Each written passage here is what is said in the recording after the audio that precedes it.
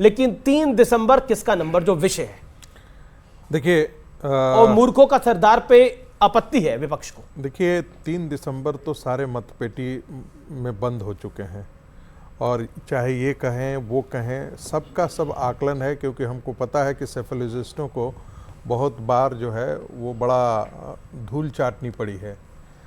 रही बात भाषा की, तो जब अमित शाह और प्रधानमंत्री जब उत्तर प्रदेश में चुनाव के अभियान लड़ रहे थे, यही समाजवादी पार्टी के नेता अखिलेश यादव जी ने क्या प्रधानमंत्री के लिए भाषा प्रयोग किया था?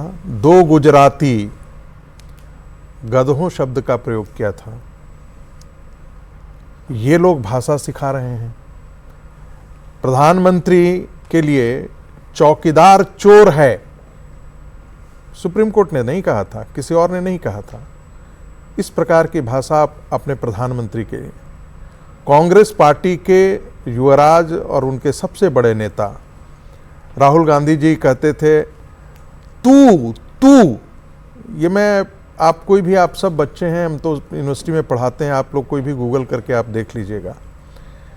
हम अपने से बड़ों के प्रति इस प्रकार के असंस्कारित भाषा का प्रयोग नहीं करते हैं। एक उम्र की भी हमारी सीमा होती है। और प्रधानमंत्री का पद, हम भाटी जी को चाहे कुछ भी हो जाए, मैं तू तड़ाका नहीं कर सकता। इसलिए नहीं कर सकता क्योंकि हम बड़े हैं ये, और बड़े का हमारे भारत की परंपरा में, भारत के सांस्कृतिक मर्यादा में इसकी कोई जगह नहीं है। लेकिन वो सारी मर्यादाएं तोड़ करके जी। राहुल गांधी जी ने इसका प्रयोग किया। मुझे ऐसा लगता है कि जो राजनीति की जो गिरावट है और जो प्रतिद्वंदिता होनी चाहिए थी, उसकी जगह जो वैमनस्यता है, इसका सूत्रपात श्रीमती सोनिया गांधी जी ने उसी समय रख दिया था जब एक चुने हुए मुख्यमंत्री के लिए उन्होंने मौत का सौदागर शब्द। ठीक है sir, you made your point. Okay ji, Kuldeep ji, क्या आपको लगता है कि 3 दिसंबर किसी का भी नंबर आए, लेकिन आम आदमी पार्टी का नंबर तो नहीं आने वाला इन 5 में से किसी राज्य के अंदर? देखिए 3 दिसंबर तो जो नंबर है जनता का नंबर है, जनता तय कर चुकी है कि उसे किसको लेके आना है। और जो सरकारें वहाँ रही हैं, चाहे मध्य प्रदेश में रही और राज्यों में रही हो, उन्होंने जनता को धोखा दिया। आम आदमी पार्टी स्पष्ट करती है, आम आदमी पार्टी हमेशा युवाओं की बात करती है, बिजली की बात करती है, पानी की बात करती है, शिक्षा की बात करती है। हम ये जाति धर्म के नाम पे लड़ाई लड़ाने वाले लोग नहीं है। हम तो गारंटी देते हैं, और जो हम गारंटी देते हैं गारंटी को पूरी करते हैं। जो गारंटी हमने दिल्ली में दी, उस गारंटी को पूरा किया। हमने दिल्ली के लोगों से कहा हम आपको बिजली देंगे, लोगों को बिजली दी। हमने पंजाब के लोगों से कहा आपको बिजली देंगे, हमने बिजली दी। हमने पानी की बात करी, हमने अच्छे स्कूल की बात करी, अच्छे अस्पताल की बात करी, अच्छे मोहल्ला क्लिनिक की बात करी, और वही गारंटी अब हम पहली बार चुनाव लड़ने के लिए मध्य प्रदेश। गारंटी तो मोदी जी भी दे रहे हैं कि भ्रष्टाचारियों को छोड़ेंगे नहीं, एक-एक करके सबको जेल भेज देंगे। अमीश भाई, मोदी जी देते हैं जुमला, 15 लाख का जुमला, 2 करोड़ रोजगार का जुमला, और मिला किसी को नहीं आज तक। बताओ किसको मिला? मोदी जुमला दिया, अगर उन्होंने सच्चाई कही होती तो लोग उनके साथ होते। उन्होंने केवल जुमला दिया है, तो मोदी जी जुमले देते हैं, अरविंद केजरीवाल गारंटी देते हैं, और जो गारंटी देते हैं उस गारंटी को पूरी करते हैं, चाहे वो दिल्ली हो चाहे पंजाब हो। तो इसलिए 3 दिसंबर को मुझे लगता है कि वहां की जनता जरूर आम आदमी पार्टी भरोसा करेगी। जहां जहां हमारे उम्मीदवार लड़ रहे हैं उनका सपोर्ट करेगी, क्योंकि हम लोग विकास की राजनीति करते हैं, काम की राजनीति। इन्होंने 1 पे 1 फ्री की गारंटी भी दी थी क्या? इन्होंने तो गारंटी दी थी कि महिलाओं से पूछ के शराब के ठेके खोलेंगे, पंजाब को नशा मुक्त बनाएंगे, दिल्ली को नशा मुक्त बनाएंगे, दिल्ली को नशा युक्त बना दिया और प्रदूषण मुक्त बना दिया। नशा मुक्त और प्रदूषण मुक्त बना दिया। आप बीच में बोल रहे हैं। मध्य प्रदेश शराब नहीं बिकती है। मैंने इनके बीच में नहीं बोला। मध्य प्रदेश में शहजाद जी की सरकार है, बता दें शराब बिकती नहीं। आप आपके बीच में नहीं बोले, उन्होंने सरकार ने वेट करा, उन्होंने विरोधियों को बीच में 3 बजे फ्री दिए थे मध्य प्रदेश में। ये तो कह रहे हैं ऐसे पियोगे मर जाओ घर जाके। सर 1 सेकंड, ऐसी देते हैं जब 30 सेकंड सुन लीजिए ना, और लोग पी के मर जाएं। अच्छा अमीश भाई 30 सेकंड सुन लीजिए, 30 सेकंड। इनकी तो ऐसी गारंटी है और ऐसी सेमीफाइनल है, कांग्रेस तो इनको सेमीफाइनल खेलने ही नहीं दे रही है, और कांग्रेस इनकी गारंटी नहीं ले रही है, ना ये कांग्रेस की गारंटी ले पा रहे। अच्छा चलिए आते हैं मेन मुद्दे पर। देखिए अभी इन्होंने कहा कि भाषा की मर्यादा। मैं हमेशा, मुझे अच्छा लगता है कि जब भाटी जी मेरे साथ होते हैं डिबेट में, ये एक बहुत ही अनुभवी व्यक्ति है। भाटी जी, आप उस समय पर मेरे से ज्यादा एक्टिव रहे होंगे। वाजपेयी जी को सदन के पटल पर सोनिया गांधी ने गद्दार कहा था, वहां पर दूर दूर तक मोदी जी तो थे भी नहीं। उस समय पर आपने विरोध किया था क्या?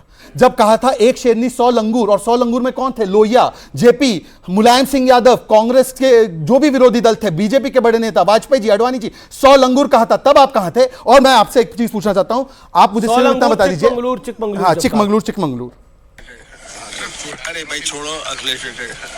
कांग्रेस पार्टी को कहना चाहता हूँ, अपने चिरकुट अखिलेश जी कह रहे चिरकुट नेता कांग्रेसियों को, वो कह रहे अखिलेश। ये कौन सी भाषा की मर्यादा है, जरा ये भी बता दीजिए। वो उनका पर्सनल मैटर है, मतलब उनका कांग्रेस का मैटर नहीं है। जी बात शब्दों की, अरे मैं अपनी कर रहा हूँ भाई, आपका तो स्टेक ही नहीं है। आपका तो स्टेक है भाई, इनकी तो पार्टी नहीं है, तेलंगाना में खुद के कामों के लिए बोलने के लिए कुछ नहीं है। इनकी पार्टी आपके पास, सुन लीजिए इनकी पार्टी कहाँ है? अच्छा, इनकी एक कॉमरेड थी, वो कॉमरेड भी छोड़कर आ चुके जम्मू कश्मीर से।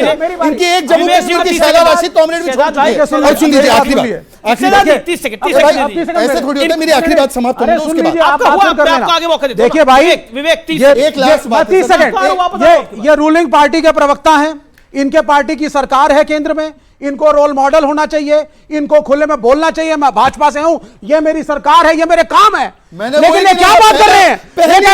मेरा कोई काम नहीं। ये आम आदमी पार्टी में कमी, वो समाजवादी में कमी, ये लेफ्ट में कमी, ये कांग्रेस में कमी, ये लड़ रहे हैं, 30 सेकंड मिल रहे हैं। अमित जी आपने 30 क्या सेकंड किया? जी जी, क्या है आपकी उपलब्धि? सुन लेते अमित जी, 5 राज्यों में जहां पर हमारी सरकार है, मैंने तो उसके काम गिनवा दिए, परंतु जो बाकी राज्यों में इनकी सरकारें हैं, राजस्थान के काम हम नहीं पूछेंगे क्या? राजस्थान में नहीं पूछेंगे पेपर लीक क्यों है, राजस्थान में ये नहीं पूछेंगे महिला उत्पीड़न में नंबर 1 क्यों है, छत्तीसगढ़ में नहीं पूछेंगे इतना घोटाला क्यों हुआ, गोबर में भी घोटाला, गोठान में भी घोटाला, भर्ती में घोटाला। परंतु मेरा सवाल इनसे ये है, देखिए इन्होंने क्या कहा अभी, इन्होंने कहा कि ईवीएम दबाकर फांसी की सजा देनी है, वैसे ईवीएम दबाना है। ये क्यों बोला? भाटी जी, अगर पीएफआई की मार्च निकाली जाती है राजस्थान में और हिंदू यात्राओं को रोक लगाई जाती है, तो ऐसे पीएफआई के आतंकवादियों को फांसी की सजा देने के लिए ही हम वोट देंगे।